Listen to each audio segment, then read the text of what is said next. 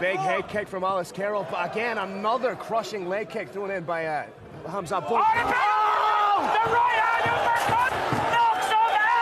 Khamzat Chimaev is the hottest prospect in the fight game right now. He's annihilated every athlete he's faced. Dana White said, and I quote, "This guy is one of the most special fighters I've ever seen. The kid does look like he can do it all, but let's claw past the hype and look at the reality." Haymakers presents Robin versus Robin, the truth of Khamzat Chimaev. Let's start with some fun. Can he hit? Bink. Yes, he can. Drops his man with a jab. Now check out this sequence. Breaks the wheel, and then the finisher. Bink. He smoothly expressed that world-wrecking uppercut. So what does that tell us about Chimaev? Bro, dude has knockout power in both hands. My man. Good hype. But that's not reality. Hands don't have power. They're just flesh and bone. Yeah, whatever. But you gotta admit, he's got crazy power. No, he doesn't. No one has power, because power is not something we have. Power is something we create. Highly developed skill and technique allow us to express energy through movement. Take this jab, expressed elastically, fluidly, and intentionally timed to interrupt opponent's jab. Khamzat is manipulating the push and pull dynamic of his man's offense. As his man fires, Khamzat explosively springs in on an asynchronous line. Bink. Energy harvested and delivered.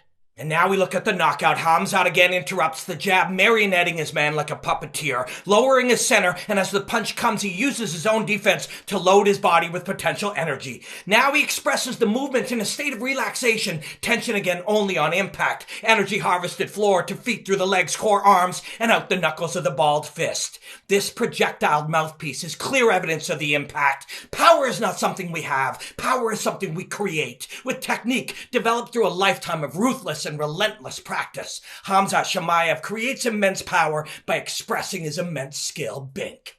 Yes, a big strike can short-circuit a human's neurology, but there are other ways to separate a man from his consciousness. Example, using pressure to stop the arteries from delivering oxygenated hemoglobin to the brain. Interrupt the cerebral oxygenation, and you interrupt the consciousness itself. Here's an example of a man using his own biology to attack the biology of another.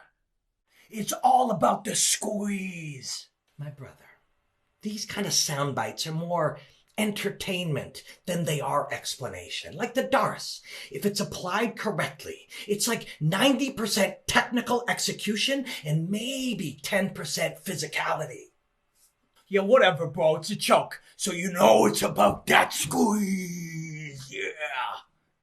Man, it's just that these words can be so misleading.